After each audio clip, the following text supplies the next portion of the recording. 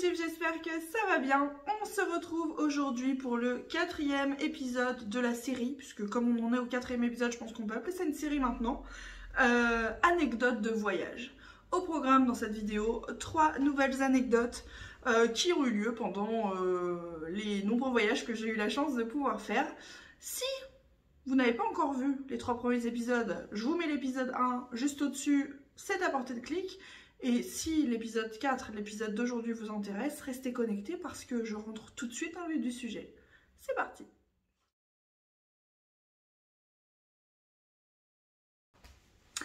Alors, on va commencer par un séjour dans les îles et plus particulièrement en Martinique. Je ne sais plus en quelle année c'était, je crois que je devais avoir des examens, c'était peut-être mon bac de français, donc j'étais peut-être en première, donc je devais avoir dans les 16-17 ans, quelque chose comme ça.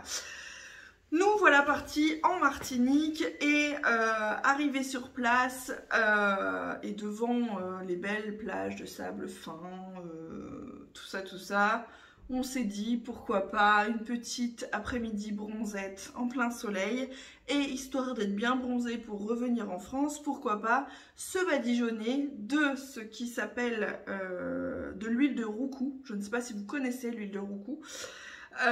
Qui est en fait le produit local qu'ils utilisent pour avoir un joli hâle, un joli bronzage, etc. Sauf que forcément, au regard de ma pigmentation, ce n'était pas, enfin ma pigmentation naturelle, j'ai la peau quand même plutôt claire, c'était pas forcément une bonne idée, vous allez comprendre tout de suite pourquoi. Nous voilà partis au marché, on prend ce produit artisanal, hein, fabrication artisanale d'huile de roucou. On va s'installer dans l'après-midi sur une petite plage, on se baigne, machin, on se badigeonne d'huile, on commence à se faire bronzer, je m'installe sur le ventre et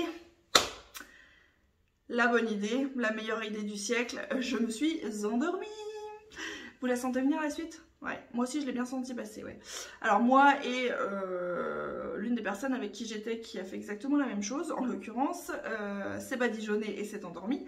On s'est réveillé, je sais pas, peut-être une vingtaine de minutes plus tard, enfin je sais plus exactement, vous vous en doutez, complètement cramé. C'est-à-dire que la couleur se rapprochait plus de celle d'une écrevisse hein, que d'un joli bronzage doré, hein, voilà. Cramé au point que il était impossible pour moi de dormir sur le dos. Je ne pouvais plus mettre de sous-vêtements. C'était super douloureux. Je me souviens même qu'une tierce personne me badigeonnait le dos avec des couches pas possibles de biafine, voire, je crois, je veux pas dire de conneries, mais enfin de bêtises, pardon. Voire de tomates, enfin avec de la tomate, parce que je sais plus quelle vertu ça a, mais dans mes souvenirs, je veux pas dire de bêtises, mais il me semble qu'il y a eu ça. Enfin bon bref, par tous les moyens on a essayé de réparer les choses, mais c'était absolument horrible. Je suis rentrée en France sans soutif, sans rien du tout parce que je pouvais plus en mettre. J'ai mis plusieurs jours à ne plus avoir mal et à surtout pouvoir remettre des sous-vêtements et dormir correctement, etc. Tout ça pour avoir un joli hâle, tout ça parce qu'on s'est endormi et qu'on a voulu tester les produits locaux alors que ce n'était pas du tout adapté.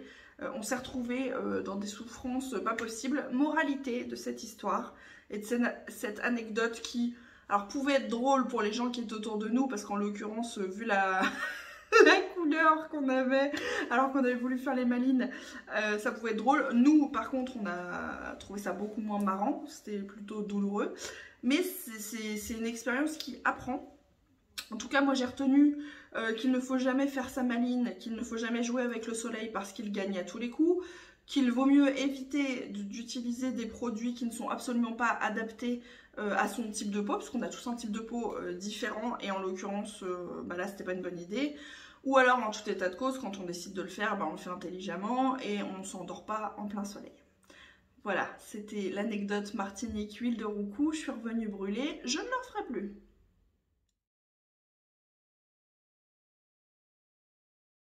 Pour la deuxième anecdote, cette fois, on reste en France et on va plus particulièrement en Corse. Je suis donc en Corse, à Ajaccio, plus précisément en vacances avec mon papa sur cette jolie île sur laquelle je suis allée une seule et unique fois. Et c'était cette fois-là. Nous étions partis en tête à tête avec mon papa en prenant le bateau avec sa voiture et donc on avait le véhicule sur place pour circuler. Il faut savoir que moi j'avais quel âge à ce moment-là, j'en sais rien. Je sais plus en quelle année c'était, mais j'étais adulte, hein, c'était il n'y a pas si longtemps que ça, peut-être une dizaine d'années. Bref, il faut savoir que mon papa avait à l'époque, enfin c'est toujours le cas d'ailleurs, mais une voiture décapotable. Une voiture décapotable. J'en reste là pour le moment. On décide donc de décapoter la voiture, de mettre nos petites lunettes de soleil et de se balader dans les rues d'Ajaccio. On faisait beaucoup de voitures pendant ce séjour parce que si vous êtes déjà allé en Corse, vous le savez, je vous apprends rien. Les routes sont sinueuses, il y a pour faire peu de kilomètres beaucoup de temps de trajet puisque c'est beaucoup de virages et tutti quanti dans les montagnes. Enfin voilà, un véhicule est indispensable pour se déplacer si on veut voir du pays en tout cas. Façon de parler hein, quand je dis voir du pays. Donc on faisait beaucoup de voitures et on se la pétait un petit peu avec notre voiture décapotable, nos lunettes de soleil, voilà, il faisait beau, c'était cool, on était en vacances. Et bref, pour celles et ceux qui ont des véhicules décapotables, vous savez certainement que, alors c'est pas le cas pour tous, je pense pas, mais en tout cas, dans la plupart des cas, et c'était le cas de la voiture de mon père, il faut être à l'arrêt pour pouvoir recapoter le véhicule. C'est-à-dire que vous ne pouvez pas recapoter le véhicule en roulant, ce n'est pas possible. Hein, bon, voilà. Et vous me voyez venir, hein, vous imaginez la scène, mon papa qui conduit, moi à côté, tous les deux en mode on prend le soleil, en décapot, les cheveux au vent avec les lunettes de soleil, etc. Bim, pas de peau, orage, il se met à pleuvoir. Sauf qu'on était sur les routes. Impossible de s'arrêter, parce qu'il y avait de la circulation, etc., qu'il n'y avait pas de coin où faire une pause et s'arrêter pour pouvoir recapoter la voiture. Ce qui fait qu'en fait, on s'est pris une averse d'enfer sur le coin du nez. Ça pleuvait dans la voiture, les gens qui passaient autour, qui étaient devant, derrière, ils se foutaient de nous, mais ils étaient morts de rire à nous voir, nous la péter dans une décapotable, mais en fait on dégoulinait parce qu'il pleuvait à seau et qu'on n'avait pas moyen de recapoter parce qu'il fallait qu'on attende de pouvoir s'arrêter. Sur le moment, je peux vous assurer que c'était pas super drôle parce que bah, les sièges en tissu, etc. Voilà, pas terrible, mais après coup, on en a franchement rigolé parce qu'on s'est dit, voilà, on a voulu se la péter avec notre décapotable à prendre le soleil sur les routes, mais en fait, on a juste réussi à inonder la voiture et à se prendre une grosse averse sur le coin de la tronche, quoi. Donc voilà, on en reparle, ça nous arrive encore d'en reparler de ce moment-là parce que c'était épique et les gens autour se sont bien foutus de nous. Et ils ont eu raison.